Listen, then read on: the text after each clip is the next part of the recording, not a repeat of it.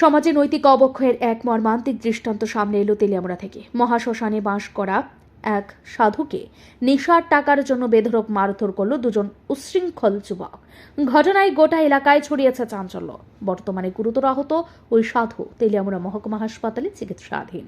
প্রত্যক্ষদর্শীদের মতে তেলিয়ামুড়া নেতাজি নগরের শ্মশান ঘাটে গত কয়েক বছর ধরে সাধু জীবনযাপন করছিলেন দীপক আচার্য, যিনি খয়েরপুর এলাকার বাসিন্দা। শনিবার সকালবেলায় দুই নেশাগ্রস্ত যুবক ওই শ্মশানে গিয়ে নেশাদ্রব্য কেনার জন্য সাধুর কাছ থেকে টাকা চায়। সাধুর কাছে টাকা না থাকায় তারা ক্ষিপ্ত হয়ে ওঠে এবং বেধড়ক মারধর শুরু করে। এই মারধরের ফলে দীপক আচার্য রক্তাক্ত অবস্থায় মাটিতে লুটিয়ে পড়েন। দুষ্কৃতিকারীরা তখনই ঘটনাস্থল থেকে পালিয়ে যায়। স্থানীয় বাসিন্দারা তাৎক্ষণিকভাবে অ্যাম্বুলেন্স ডেকে আহত সাধুকে তেলিয়ামুড়া হাসপাতালে নিয়ে যায়। জানা গেছে হামলাকারীদের একজনের নাম ভজন দেবনাথ, যার বাড়ি চাকমাঘাট এলাকায়।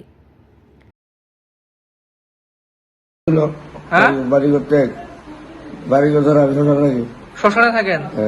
কেন মারলো আপনারে? হ্যাঁ, কে মারছে? কোন জায়গায় হয়েছে ঘটনা? হ্যাঁ, কোন শ্মশানে? তেলিয়ামুড়া শ্মশানে। কি দিয়ে মারছে আপনারে? আচ্ছা, আপনার নাম? দীপক আচার্য। হ্যাঁ, দীপক আচার্য। দীপক আচার্য। টাকার জন্য মারছে? মানে কি আপনার কাছে টাকা দাবি করছিল? দাবি করছিলাম, আমি দিয়েছিলাম। কি কারণে টাকা চাইছিল? তারা নেশা খাইত। নেশা খাওয়ার লেগা? কয়জন আসলো তারা? দুইজনে মিলে মারধর করছে আপনারে? পুলিশ জানাইছেন নি ব্যাপারটা? আমি দাঁড়াতে পারি না, হাঁটতে পারি না। কে নিয়ে আইছে আপনারা এখানে হাসপাতালে? অ্যাম্বুলেন্স। অ্যাম্বুলেন্সের নাম শুনছে, নাম জানে। আচ্ছা আচ্ছা, এগুলো গুছিয়ে রাখছে না।